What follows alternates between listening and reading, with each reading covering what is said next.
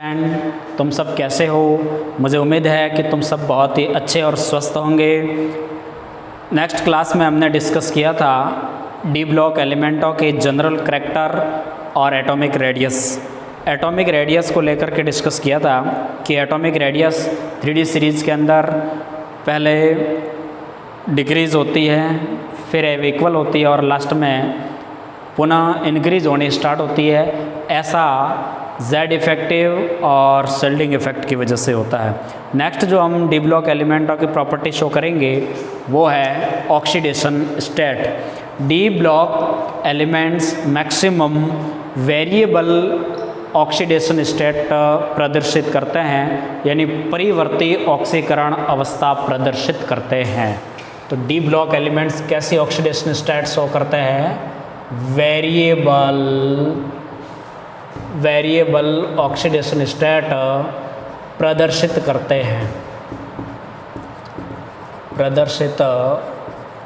हैं।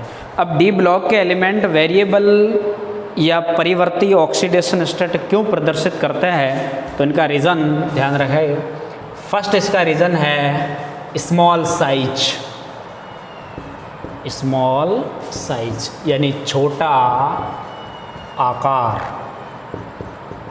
सेकंड इसका रीज़न है रिक्त डी कक्षक की उपस्थिति यानी present of D orbitals. Third है उच्च आवेश घनत्व, यानी इसको बोला जाए इंग्लिश में हाई चार्ज डेंसिटी। और फोर्थ जो बहुत इम्पोर्टेंट पॉइंट है n-1 वॉर ns कक्षकों के बीच ऊर्जा का अंतर बहुत कम होता है। ये 4 रीज़न है मेनली। फर्स्ट रीज़न है स्मॉल साइज, डी ऑर्बिटल्स के जो एलिमेंट्स होते हैं उनका आकार छोटा होता है। सेकंड रीज़न है रिक्त डी कक्षक की उपस्थिति, वैकेंट डी ऑर्बिटल की प्रेजेंट। थर्ड है हाई इलेक्ट्रॉन डेंसिटी। और जो फोर्थ सबसे इम्पोर्टेंट रीज़न है इसका n-1 डी ऑर्बिटल्स और ns ऑर्बिटल, दोनों ऑर्बिटल के बीच एनर्जी का गैप बहुत ही कम होने की वजह से डी ब्लॉक एलिमेंट वेरिएबल यानी परिवर्तनशील ऑक्सीकरण अवस्था प्रदर्शित करते हैं। अब मैं 3D सीरीज़ के कुछ एलिमेंट लिखता हूँ और फिर ऑक्सीडेशन स्टेट कौन सा एलिमेंट कौन से ऑक्सीडेशन स्टेट शो करता है, तो बिल्कुल मैं सारणी बनाता हूँ, बहुत इम्पोर्टेंट है। Scandium, titanium, vanadium, chromium, manganese, iron, cobalt, निकल, कॉपर और जिंक। ये है 3D सीरीज़ के एलिमेंट। कौन से सीरीज़ के एलिमेंट है ये? 3D सीरीज़ के एलिमेंट। अब इन 3D सीरीज़ के जो एलिमेंट्स है वो वेरिएबल ऑक्सीडेशन स्टेट शो करता है। फर्स्ट ऑफ देखा जाए क्रोमियम तथा कॉपर +1 ऑक्सीडेशन स्टेट शो करते हैं। क्यों करते हैं? क्योंकि इसके आउटर मोस्ट सेल के अंदर 4s1 इलेक्ट्रॉन प्रेजेंट होने की वजह से ये +1 ऑक्सीडेशन स्टेट शो करते हैं। इसके अलावा जैसे titanium +2, vanadium +2, manganese +2, iron +2, cobalt +2, निकल +2, copper +2, zinc +2 oxidation state show करते हैं। स्कैंडियम +3 ऑक्सीडेशन स्टेट शो करता है। अब स्कैंडियम +2 ऑक्सीडेशन स्टेट क्यों शो नहीं करता है? क्योंकि इसकी जो सेकंड आईपी और थर्ड आईपी के बीच में जो एनर्जी का जो गैप होता है वो बहुत ही कम होता है, यानी सेकंड और थर्ड आईपी के मान बहुत ही कम होने की वजह से इनर्ट गैस का इलेक्ट्रॉनिक कॉन्फ़िगरेशन प्राप्त कर लेता है स्कैंडियम +3 इलेक्ट्रॉन त्याग करके। इसलिए +2 ऑक्सीडेशन स्टेट स्कैंडियम शो नहीं करता है और इनकी जो मुख्य ऑक्सीडेशन स्टेट स्कैंडियम की होती है वो +3 होती है।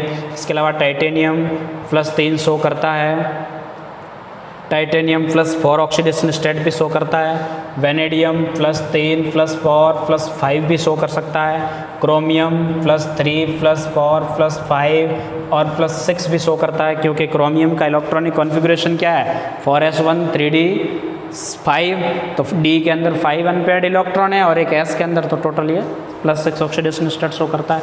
मैग्नीज पूरे 3D सीरीज़ के अंदर सबसे मैक्सिमम ऑक्सीडेशन स्टेट शो करता है तो वो मैग्नीज है, क्योंकि इसके पास में अनपेयर्ड इलेक्ट्रॉन मैक्सिमम होते हैं।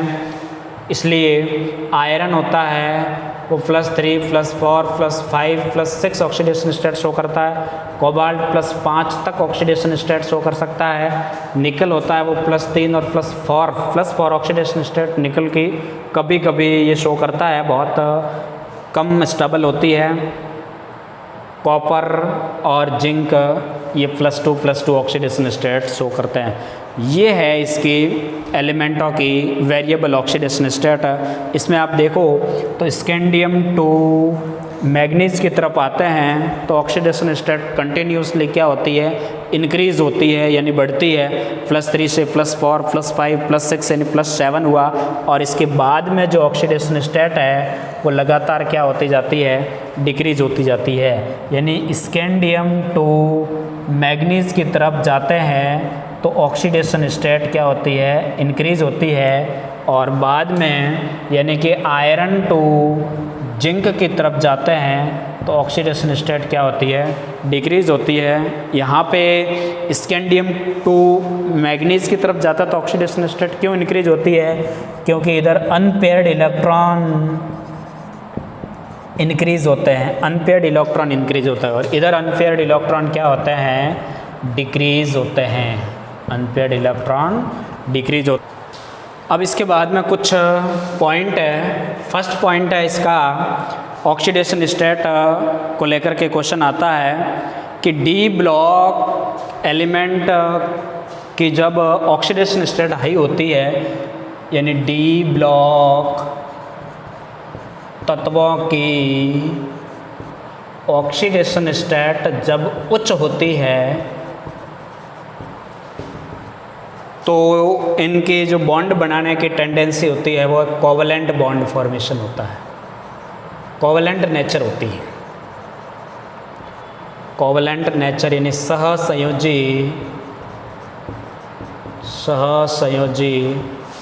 प्रकृति होती है।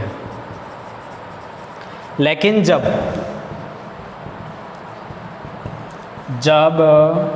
डी ब्लॉक एलिमेंट्स की ऑक्सीडेशन स्टेट लो होती है, यानी निम्न ऑक्सीडेशन स्टेट होती है, उस दौरान इनके एलिमेंटों की जो नेचर होती है वो आयनिक नेचर होती है, आयनिक प्रकृति होती है। यानी डी ब्लॉक एलिमेंट्स या उसके आयन की जब ऑक्सीडेशन स्टेट कम होती है अथवा उसके कंपाउंडों की ऑक्सीडेशन स्टेट जब लो होती है तो उस कंपाउंड की या उस आयन की जो नेचर रहती है वो आयनिक नेचर होती है, आयनिक।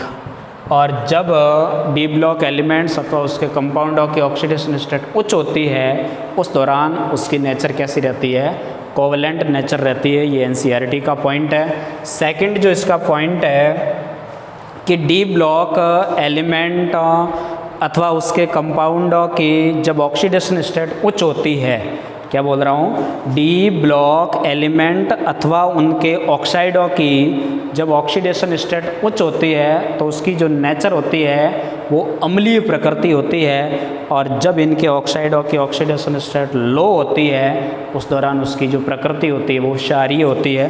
बहुत इंपॉर्टेंट पॉइंट है, मैं लिख रहा हूँ, डी ब्लॉक तत्वों की या उनके ऑक्साइडों की ऑक्सीडेशन स्टेट जब उच्च होती है यानी कि हाई होती है तो उसकी जो प्रकृति होती है वो कैसी प्रकृति होती है, अम्लीय प्रकृति होती है, यानी एसिडिक नेचर होती है। कैसी नेचर होती है, एसिडिक नेचर होती है। और जब इनके ऑक्साइडों की ऑक्सीडेशन स्टेट लो होती है यानी कि निम्न होती है, जब इनके ऑक्साइडों की नेचर निम्न होती है तब उनकी जो प्रकृति क्या होती है, क्षारीय होती है, यानी कि वो बेसिक नेचर का ऑक्साइड होगा। फॉर एग्जांपल, जैसे मैं एग्जांपल की बात करूं,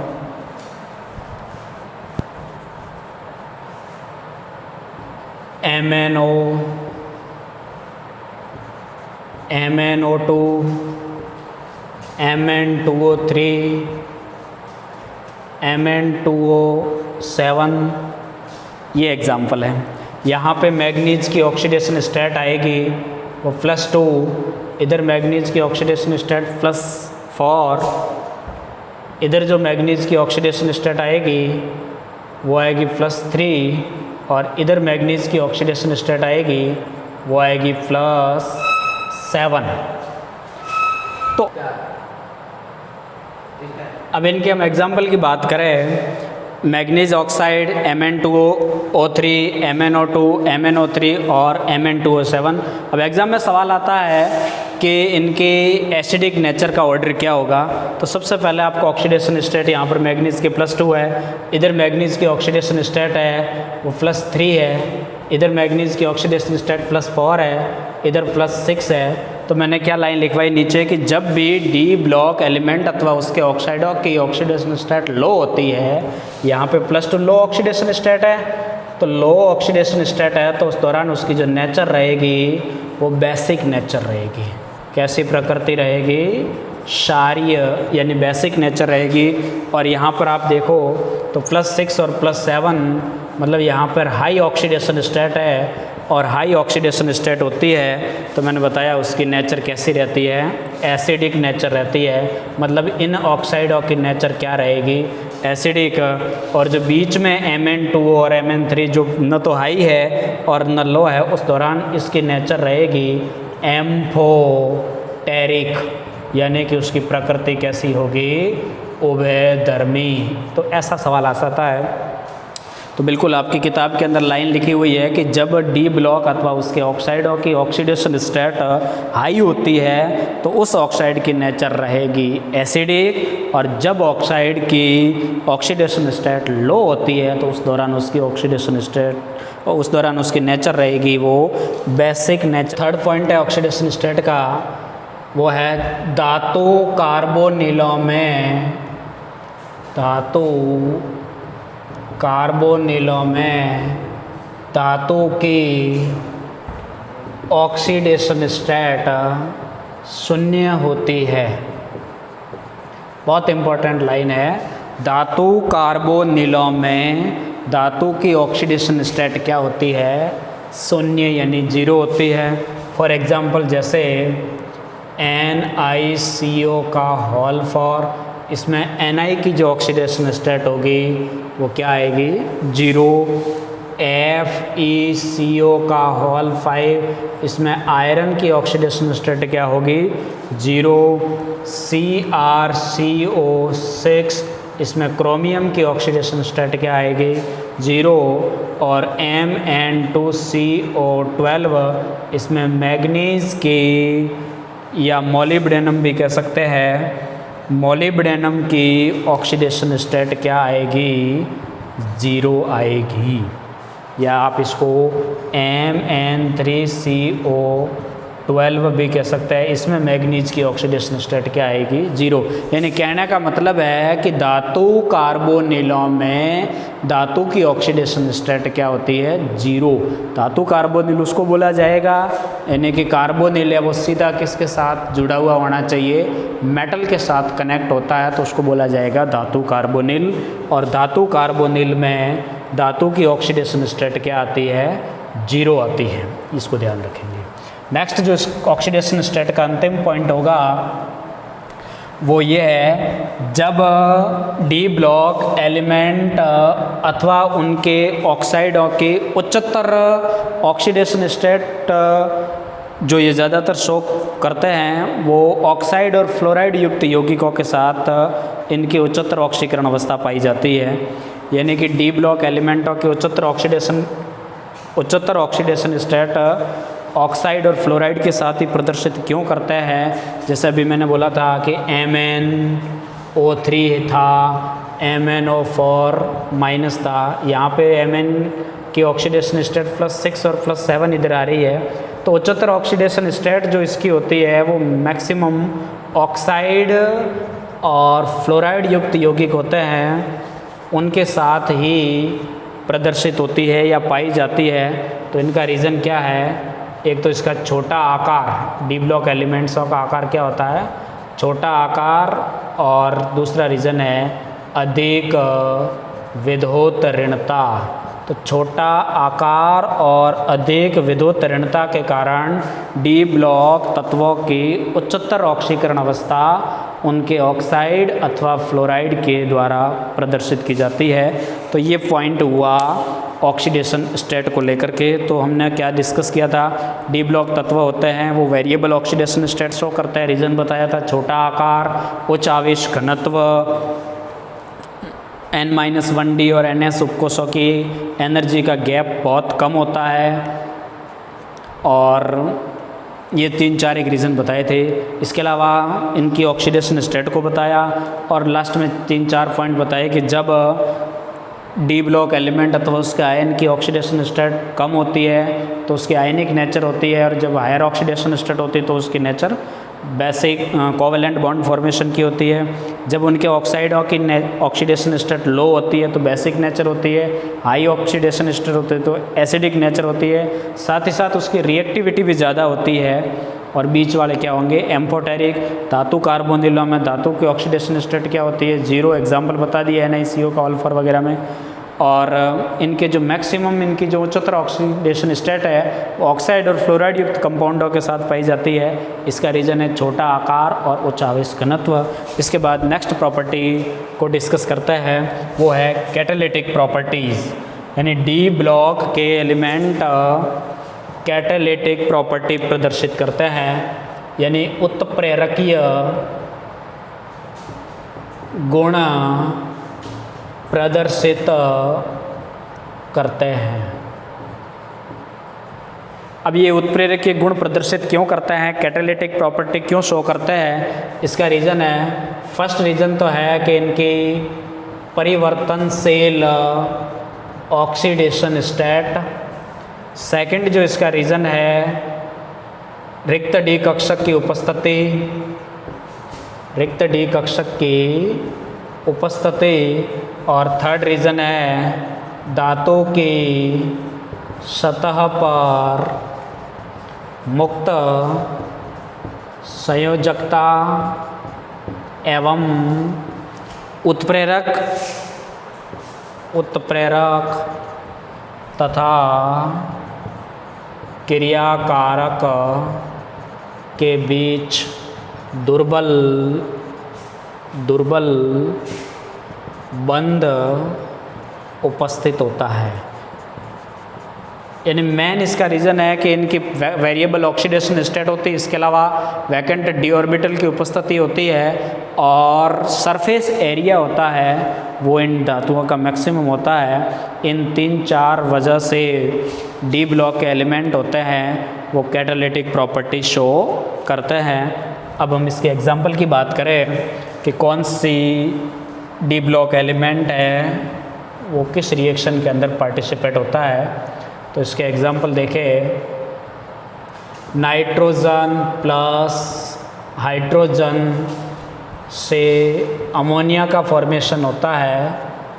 इस रिएक्शन के अंदर जो कैटलिस्ट काम में लिया जाता है वो है आयरन, और जो कैटलिस्ट प्रोमोटर जिसको बोला जाएगा उत्प्रेरक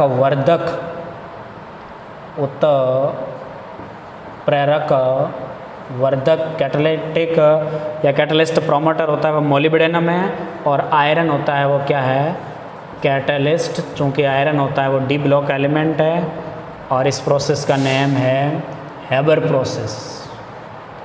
हैबर नाम के साइंटिस्ट ने लैब के अंदर सबसे पहले नाइट्रोजन प्लस हाइड्रोजन से अमोनिया को बनाया था। इसके अलावा सेकंड एग्जांपल जैसे मैं बात करूं, वेजिटेबल ऑयल प्लस हाइड्रोजन के रिएक्शन से वेजिटेबल घी बनता है। इस रिएक्शन के अंदर जो कैटलिस्ट काम में लिया जाता है वो है निकल। अब वेजिटेबल ऑयल्स क्या होता है, आर बंद CH डबल बॉन्ड CHCOOR, ये है अनसैचुरेटेड एस्टर है। इनकी रिएक्शन हाइड्रोजन के साथ करवाई जाए निकल कैटलिस्ट की प्रेजेंस में, तो एक बॉन्ड को ब्रेक कर दो, एक हाइड्रोजन इधर और एक हाइड्रोजन इधर, यानी क्या बन गया RCH2CH2COOR। ये वेजिटेबल ऑयल है जिसकी फिजिकल स्टेट लिक्विड होती है, हाइड्रोजन गैस है, निकल सॉलिड होता है, और जो वेजिटेबल घी बना है वो भी क्या होता है, सॉलिड। ये सैचुरेटेड है यानी संतृप्त ऑयल है जिसको घी बोला जाएगा, और ये कहलाएगा अनसैचुरेटेड। अनसैचुरेटेड का मतलब इधर कार्बन और कार्बन के बीच कौन सा बॉन्ड प्रेजेंट है, डबल बॉन्ड प्रेजेंट है। तो इन वेजिटेबल ऑयल से वेजिटेबल घी फॉर्मेशन में जो कैटलिस्ट काम में लिया जाता है वो क्या है, निकल है। इसके अलावा और भी एग्जांपल है, ऑस्टवाल्ड प्रोसेस है जो कि नाइट्रिक ऑक्साइड बनाने की मेथड है। अमोनिया प्लस ऑक्सीजन रिएक्ट होकर के नाइट्रिक ऑक्साइड प्लस वाटर का फॉर्मेशन करता है, यानी इस रिएक्शन को बैलेंस करें तो ये क्या होगी, रिएक्शन बैलेंस। और इस रिएक्शन के अंदर जो कैटलिस्ट होता है वो होता है प्लेटिनम, और टेम्परेचर जो इस रिएक्शन के अंदर काम में लिया जाता है वो है 800 डिग्री सेंटीग्रेड। इसके अलावा जैसे बात करें जिगलर नाटा कैटलिस्ट की, जिगलर नाटा उत्प्रेरक, ये जो उत्प्रेरक होता है ये पॉलीमराइजेशन ऑफ एल्कीन, यानी कि एल्कीन के बहुलकीकरण में ये कैटलिस्ट क्या होता है, काम आता है। अब ये कैटलिस्ट क्या है, CH3 का whole thrice Al plus TiCl4, यानी इस रिएक्शन के अंदर ये जो टाइटेनियम है वो कैटलिस्ट की तरह काम करता है। इसके अलावा जैसे ये रिएक्शन है एथीन, इनकी हाइड्रोजन के साथ रिएक्शन करवाते हैं तो क्या बन जाएगा, एथेन, यानी एक बॉन्ड को क्या कर दो ब्रेक, एक हाइड्रोजन इधर और एक हाइड्रोजन इधर। इस रिएक्शन के लिए जो कैटलिस्ट काम में लिया जाता है वो है निकल, प्लेटिनम और पैलेडियम। तो कुल मिलाकर कहने का मतलब है कि डी ब्लॉक धातुओं अथवा डी ब्लॉक तत्वों का यूज़ कैटलिस्ट के रूप में किया जाता है। इसके अलावा आपने पढ़ा होगा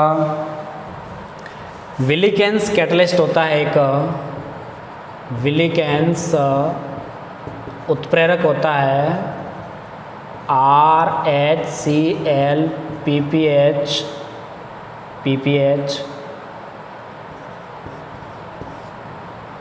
ये कैटलिस्ट होता है। इस कैटलिस्ट का जो यूज़ होता है वो होता है hydrogenation of alkene. Ziggler NATA catalyst का यूज़ होता है पॉलीमराइजेशन ऑफ एल्कीन, और इस कैटलिस्ट का यूज़ होता है hydrogenation of alkene. In alkene के हाइड्रोजिनेशन में भी इनका यूज़ होता है। तो ये सारे के सारे एग्जाम्पल जो मैंने बताया है ये डी ब्लॉक की जो मेटल्स होती है और वो कैटलिस्ट की तरह बिहेव करती है। इसके अलावा इसकी जो नेक्स्ट प्रॉपर्टीज़ को डिस्कस करें वो है कलर, कि डी ब्लॉक के जो मैक्सिमम आयंस होते हैं या जो मैक्सिमम एलिमेंट्स होते हैं वो जनरली क्या शो करते हैं, कलर प्रदर्शित करते हैं। यानी डी ब्लॉक की अधिकांश धातुएं अथवा आयन रंग प्रदर्शित करती है। यानी क्या प्रदर्शित करती है? कलर प्रदर्शित करती है। अब ये कलर क्यों प्रदर्शित करती है डी ब्लॉक के एलिमेंट्स, उसको डिस्कस करेंगे। तो उसका जो फर्स्ट रीज़न है वो है अनपेयर्ड इलेक्ट्रॉन की प्रेजेंस, यानी कि अयुग्मित इलेक्ट्रॉन की उपस्थिति, जिसको बोला जाएगा अनपेयर्ड इलेक्ट्रॉन, यानी प्रेजेंस ऑफ अनपेयर्ड इलेक्ट्रॉन। दूसरा जो इसका रीज़न है वो है डी ट्रांजिशन। डी ट्रांजिशन, अभी डी ट्रांजिशन क्या है वो अभी देखेंगे। हिंदी में इसको बोला जाएगा डी संक्रमण। और जो इसका थर्ड रीज़न है वो अपने सिलेबस में नहीं है, वो है आवेश स्थानांतरण स्पेक्ट्रा। चार्ज ट्रांसफ़र स्पेक्ट्रा नाम की कोई चीज़ होती है जो कलर के लिए रेस्पॉन्सिबल होती है। अपनी जो बुक में मेनली दो रीज़न है, एक तो अनपेयर्ड इलेक्ट्रॉन्स और दूसरा होता है डी ट्रांजिशन। अब देखते हैं डी ट्रांजिशन क्या होता है। तो अनपेयर्ड इलेक्ट्रॉन की वजह से किसी भी आयंस अथवा धातु के पास अनपेयर्ड इलेक्ट्रॉन प्रेजेंट होगा, वो धातु अथवा आयन कलर प्रदर्शित करेगा। अब डी ट्रांजिशन क्या है? जैसे ये मेरे पास में डी ब्लॉक है जिसके अंदर 5 ऑर्बिटल्स होते हैं। ये 5 ऑर्बिटल्स हुआ 1 2 3 4 5, यानी d x y, d y z, d z x, d x square minus y square और डी जेड स्क्वायर। 1 2 3 4 5, 1 2 3 4 5, यानी डी ऑर्बिटल्स है। इन डी ऑर्बिटल्स का 2 पार्ट्स में ये डिवाइड हो जाता है। एक तो बनाते हैं T2G ऑर्बिटल और एक बनाते हैं EG ऑर्बिटल। इसको बोला जाएगा EG और इसको बोला जाएगा T2G। EG के अंदर 3 ऑर्बिटल्स होते हैं, DXY, DYZ एंड DZX। इसके अंदर 2 ऑर्बिटल्स होते हैं, DX square minus y square और DZ स्क्वायर। अब मान लीजिए T2G के अंदर इलेक्ट्रॉन है वो 1 अनपेयर्ड इलेक्ट्रॉन है। अब क्या होता है इसमें, T2G ऑर्बिटल्स में जो प्रेजेंट 1 इलेक्ट्रॉन है, इसको एनर्जी दे करके, एनर्जी सप्लाई करके, अब ये नॉर्मल ग्राउंड स्टेट में है। कौन सी अवस्था में है ये?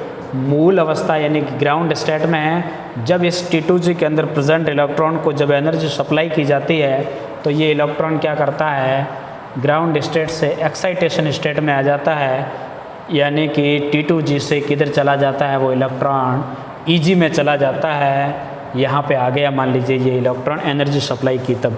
अब वहाँ पे EG के अंदर वो इलेक्ट्रॉन अनस्टेबल रहता है, इसलिए वो वापस कहाँ पे आ जाता है, T2G में आता है। तो जब वो वापस आता है तब कुछ एनर्जी क्या करता है, रिलीज़ करता है, इनहिबिट करता है, यानी एनर्जी या रेडिएशन क्या करता है, छोड़ता है, उत्सर्जित करता है। और वो एनर्जी हमें होती है वो किस रूप में दिखाई देती है, कलर के रूप में दिखाई देती है। यानी इस T2G से EG में इलेक्ट्रॉन गया, EG से T2G में, यानी कि ये भी D ऑर्बिटल्स था और ये भी D ऑर्बिटल्स था, यानी कि इधर से इधर, यानी D से D ऑर्बिटल के अंदर इलेक्ट्रॉन गया है, इसलिए इसको बोला जाएगा डी ट्रांजिशन।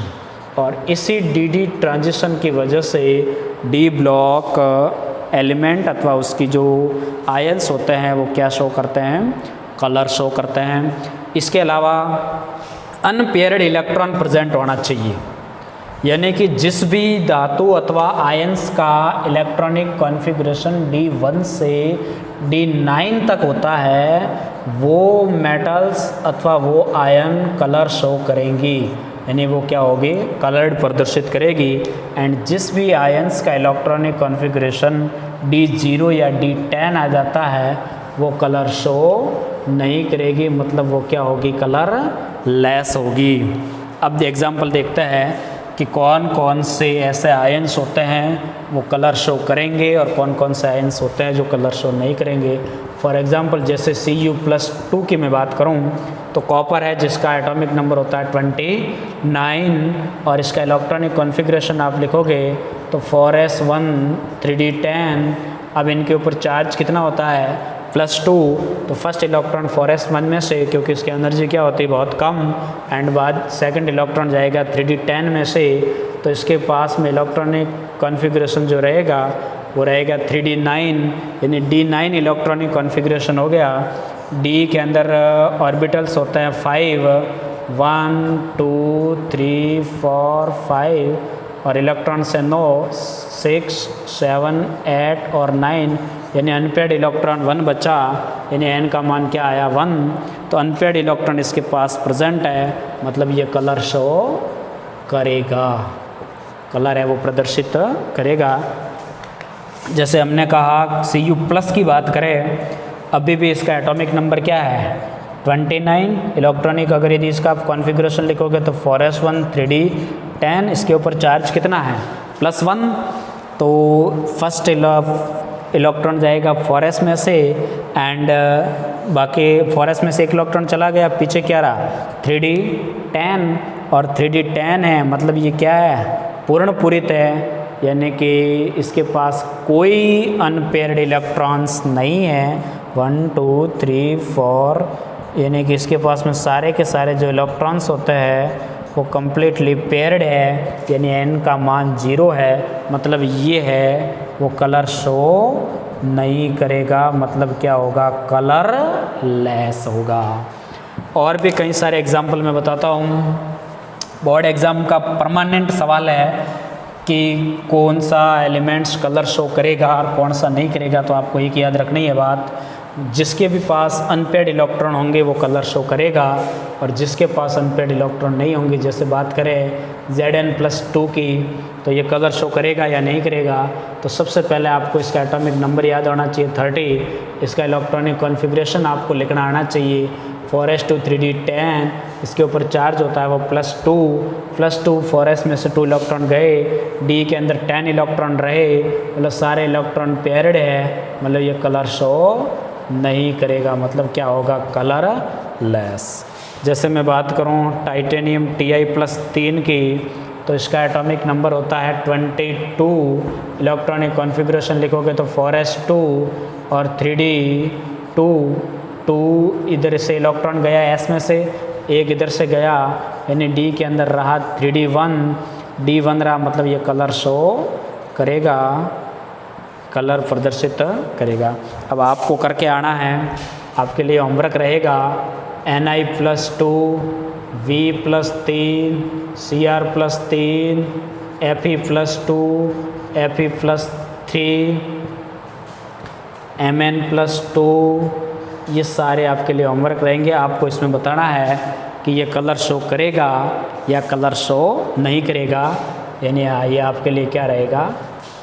अब कौन सा एलिमेंट या कौन सा आयंस कौन सा कलर शो प्रदर्शित करेगा, तो इसकी मैं एक सिंपल से आपको ट्रिक बताता हूँ, जिससे आपको याद रहेगा कि ये एलिमेंट है वो ये कलर शो करेगा।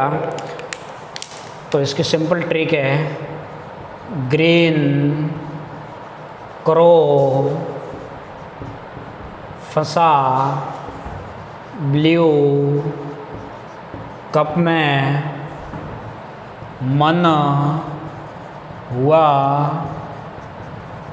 गुलाबी, जब, फर्क देखा, येलो एंड ब्राउन। ग्रीन का मतलब हरा, क्रो का मतलब Cr+3 और फंसा का मतलब है Fe+2, यानी Cr+3 और Fe+2 का कलर कैसा होगा ग्रीन कलर होगा। ब्लू का मतलब नीला और कप का मतलब रहेगा Cu+2, यानी Cu+2 आयंस का कलर कैसा होता है नीला। मन का मतलब होता है मैग्नीज, मन हुआ गुलाबी, मतलब Mn+2 का कलर क्या होगा गुलाबी। जब फ़र्क का मतलब होता है Fe+3 और Fe+3 का कलर आप येलो भी कह सकते हैं और ब्राउन भी कह सकते हैं। ये हुई बात कलर की। तो कलर में क्या याद रखना है आपको, डी ब्लॉक के जनरली आयंस कलर शो करते हैं। जिस भी किसी आयंस का अनपेयर्ड इलेक्ट्रॉन उसमें प्रेजेंट है, यानी जिसका electronic configuration D1 to D9 है, वो कलर प्रदर्शित करेंगे। और जिन भी आयंस का इलेक्ट्रॉनिक कॉन्फ़िगरेशन D0 या D10 आ जाता है, वो कलर प्रदर्शित नहीं करेंगे। अब इसमें एक पॉइंट है कि कोई भी मेटल्स जिस भी कलर को एब्जॉर्ब करती है, उसका ऑपोजिट कलर है वो दिखाई देता है। माना कि कोई मेटल्स है और उसने रेड कलर को एब्जॉर्ब किया है, तो जो उसको कलर अपीयर होगा वो रेड कलर का पूरक यानी कि ग्रीन कलर अपीयर होगा। तो इसके लिए मैं एक सिंपल से आपको ट्रिक बताता हूँ।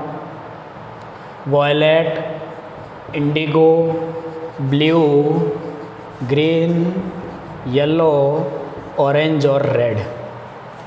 इसके बीच में मैं लिख देता हूँ येलो और ग्रीन।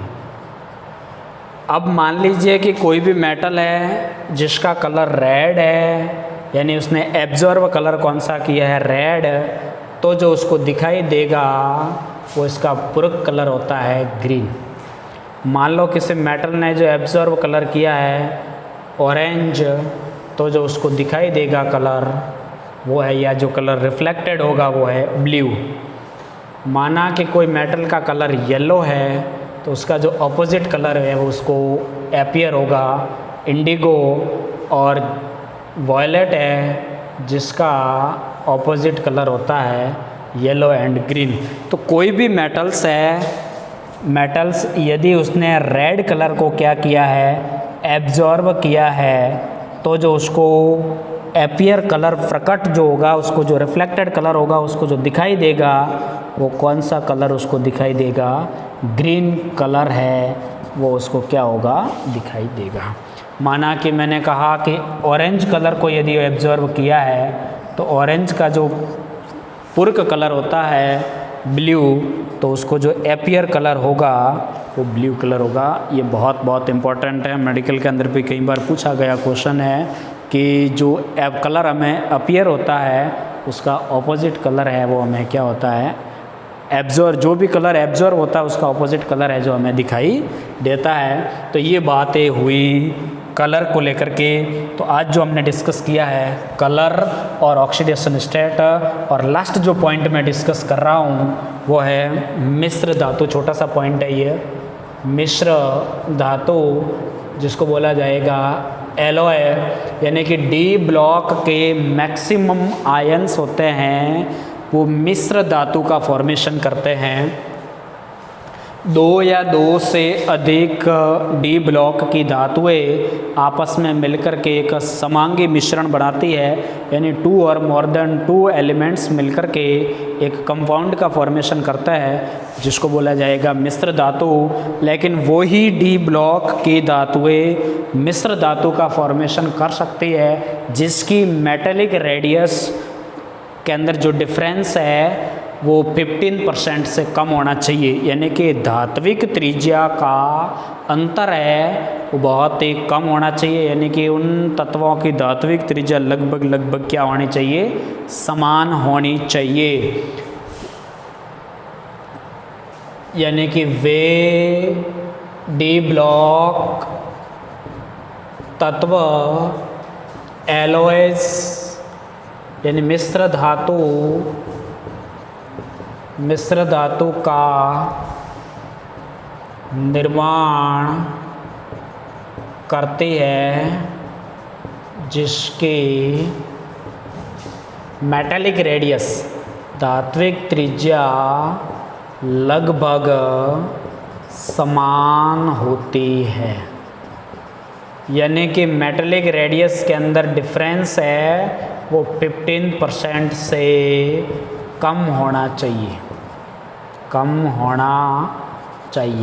जिन भी दो धातुओं की मेटेलिक रेडियस का डिफरेंस, क्या बोल रहा हूँ, जब भी किन्हीं दो मेटल के मेटेलिक रेडियस का डिफरेंस यदि 15% से लेस देन है, वही दो मेटल्स मिश्र धातु या एलॉयज़ का फॉर्मेशन कर सकती है। फॉर एग्जांपल जैसे कॉपर प्लस जिंक, ये दोनों मिलकर किसका फॉर्मेशन करेगी?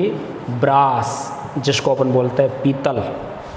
कॉपर प्लस टिन, ये मिलके बनाएगी ब्रांज, जिसको बोला जाएगा कांसा। कॉपर जिंक प्लस निकल, इसको बोला जाएगा जर्मन सिल्वर, जिसमें सिल्वर की परसेंटेज मात्रा होती है 0। Iron plus chromium plus nickel plus tungsten plus molybdenum plus carbon, यानी कि इसमें इम्प्योरिटीज़ किसकी रहेगी? कार्बन की। ये मिलके बनाते हैं steel. Aluminium plus nickel plus cobalt, alnico, यानी कि ये सारे की सारी जो मेटल्स है, इनकी मेटलिक रेडियस के अंदर डिफरेंस लेस देन 15% है, इसलिए ये मेटल्स आपस में मिलकर के एक होमोजीनियस मिक्सचर बनाती है। बाकी जो नेक्स्ट प्रॉपर्टीज़ है, इसको हम नेक्स्ट क्लास के अंदर डिस्कस करेंगे। थैंक्स।